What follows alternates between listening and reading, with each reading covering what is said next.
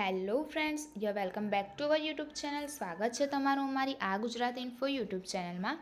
તો આ વિડીયોમાં આપણે વાત કરીએ કે ભારત સરકાર દ્વારા અહીંયા નરેન્દ્ર મોદી દ્વારા ઘણી એવી યોજનાઓ બહાર પાડવામાં આવી છે, જેનાથી દરેક ભારત નાગરિકને ઘણા એવા લાભો થઈ રહ્યા છે. તેમાંની આ એક યોજના છે, જે છે મુદ્રા લોન, પ્રધાનમંત્રી મુદ્રા લોન યોજના. એના વિશે આપણે પૂરતી માહિતી આ વિડીયોમાં જોઈશું, જેમ કે તેમાં અરજી કઈ રીતે કરી શકાય, અરજી કરવા માટે શું ડોક્યુમેન્ટ આપવાના રહેશે, દસ્તાવેજો શું રહેશે. આ યોજના વિશે દરેક પૂરતી માહિતી આ વિડીયોમાં આપણે જોઈશું. અને જો ચેનલ પર તમે નવા હો તો ચેનલને સબસ્ક્રાઈબ કરી દો, જેથી દરેક અપડેટ તમને મળતી રહે. તો વાત કરીએ પ્રધાનમંત્રી મુદ્રા લોન યોજના વિશે માહિતી.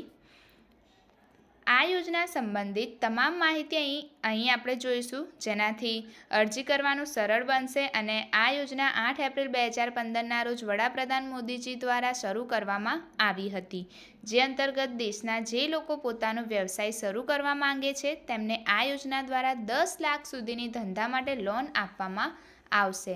જે લોકો પોતાનો રોજગાર ધંધો શરૂ કરવા માગતા હોય તેવા લોકોને અહીંયા 10 લાખ સુધીની ધંધા માટે લોન આપવામાં આવે છે. એના માધ્યમથી સરકાર ઉદ્યોગ ક્ષેત્રે વધારો કરવા માંગે છે, જેથી વધુને વધુ ઉદ્યોગો સ્થાપી શકાય.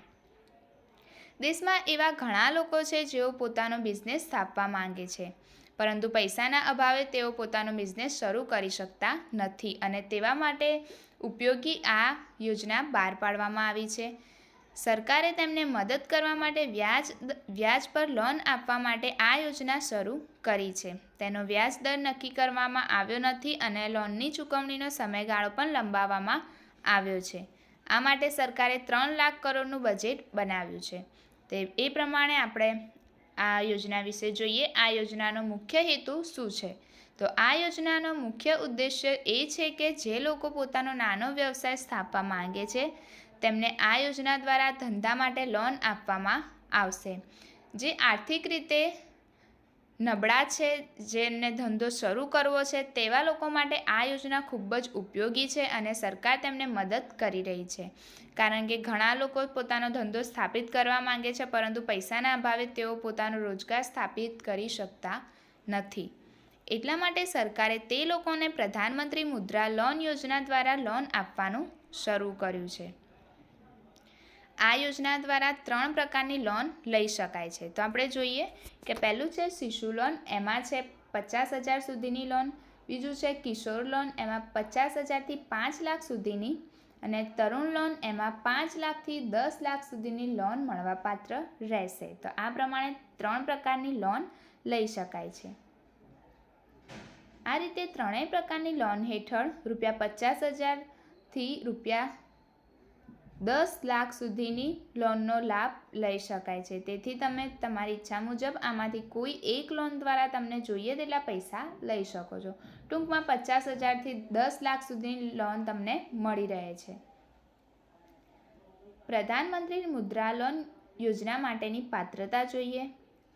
પ્રધાનમંત્રી મુદ્રા લોન યોજના માટે અરજી કરવા માંગતા હોય તો પહેલાં તેની પાત્રતા તપાસવી પડશે. જો કે યોજના માટે પાત્ર બનશો તો અરજી કરી શકો છો.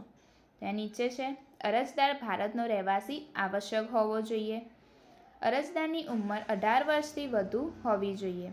અરજદાર આ અંતર્ગત કોઈપણ બેંકમાં ડિફોલ્ટર ન હોવો જોઈએ.